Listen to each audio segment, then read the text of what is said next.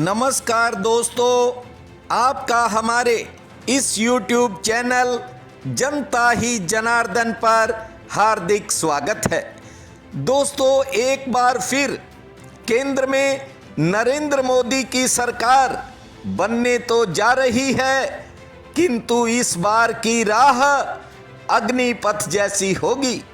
9 जून को नई सरकार शपथ भी ले लेगी, लेकिन भविष्य में मोदी अपने सहयोगी दलों का कितना दबाव झेल पाएंगे, आज हम इस बात पर चर्चा करेंगे।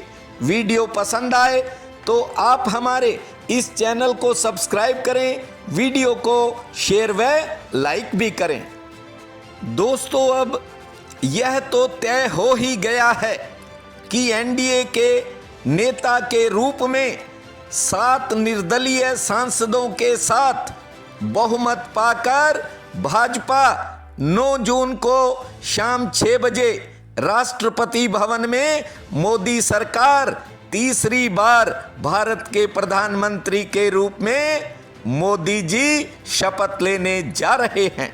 सत्ता के गलियारों में फिर 300 के करीब सांसदों से स्पष्ट बहुमत पाकर मोदी सरकार का विजय रथ आगे बढ़ेगा। पर क्या इस बार राजपथ मोदी सरकार के लिए अग्निपथ तो सिद्ध नहीं होने जा रहा।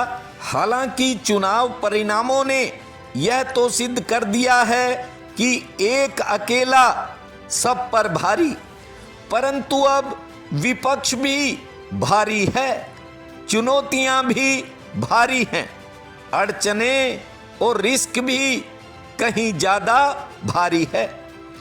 अपनी सफलता के विजय उत्सव के दौरान उत्साही कार्यकर्ताओं और नेताओं को संबोधित करते हुए मोदी ने कहा है कि इंडी गठबंधन खूब जोर लगाकर भी 234 का आंकड़ा ही जुटा पाया, बड़ी मुश्किल से वो भी।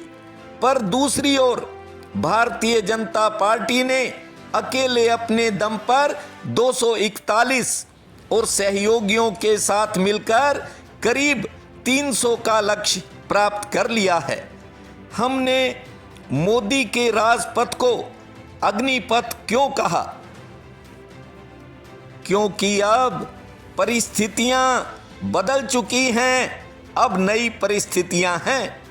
पहले भारतीय जनता पार्टी और सहयोगियों के पास 2/3 बहुमत था, जो इस बार नहीं है। अब तो जैसे तैसे सुविधाजनक बहुमत ही प्राप्त हुआ है ताकि तीसरी बार सरकार बन सके। टीडीपी और जेडीयू जैसे सहयोगी दल अब नई महत्वाकांक्षाओं और नई मांगों के साथ, नई उपेक्षाओं के साथ, नई शर्तों के साथ ही अब गठबंधन का धर्म निभाएंगे।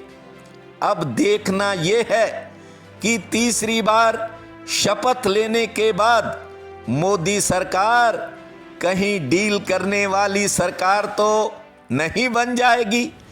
क्या अब तक साहसिक फैसले लेने वाली मोदी सरकार उतनी ही निर्भीकता और आत्मविश्वास भरे मजबूत फैसले ले पाएगी, या गठबंधन धर्म की मजबूरियां उसके आगे आगे चलकर आएंगी?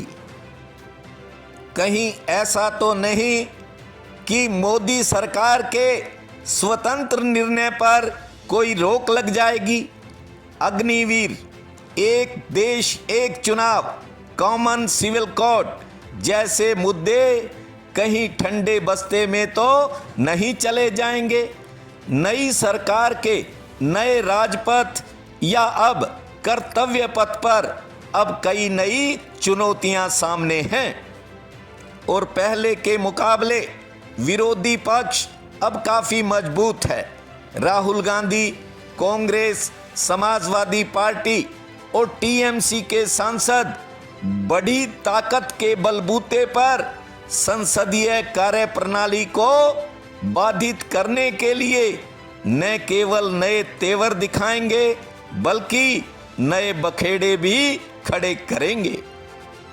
अब सत्ता पक्ष पर नित्य नए आधारहीन आरोप लगाकर विपक्षी आक्रामक रुख भी अपनाएंगे।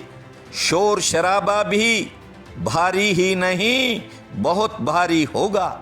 जहां एक तरफ बीजेपी नए शपथ ग्रहण समारोह को अधिक भव्य और सफल बनाने के लिए भारी भरकम तैयारी कर रही है, कमर कस रही है, अभिनंदन गीत गाए जा रहे हैं, तो इंडी गठबंधन भी अपनी पूरी ताकत और खुराफाती दिमाग लगा रहा है।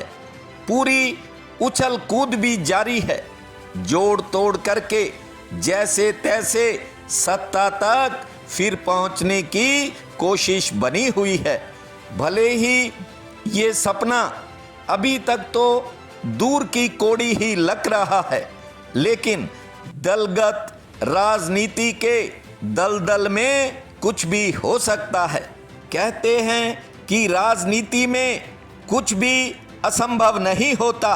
संभव को असंभव और असंभव को संभव बनने और बनाने की कला का नाम ही तो राजनीति है। जो लगता है कि ये नहीं हो सकता वो हो जाता है, और जो हो सकता है लगता है लेकिन वह नहीं हो पाता।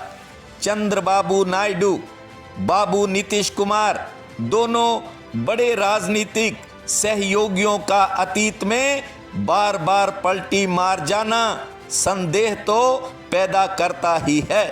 भले ही दोनों नेता और उनके दल बार बार एनडीए में बने रहने की बात कह रहे हैं, दोहरा भी चुके हैं, लेकिन यहाँ कोई रघुकुल रीत तो है नहीं कि जो यह कहा जा सके कि रघुकुल रीत सदा चली आई, प्राण जाए पर वचन न जाई।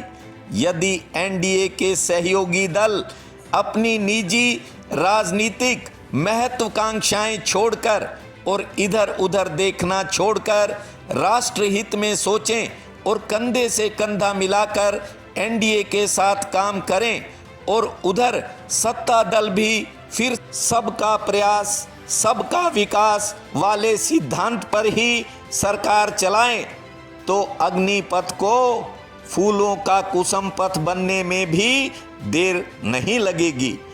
नई सरकार के प्रति हमारी शुभकामनाएं हैं, और भावी प्रधानमंत्री नरेंद्र मोदी जी के साथ भी हमारी हार्दिक शुभकामनाएं हैं।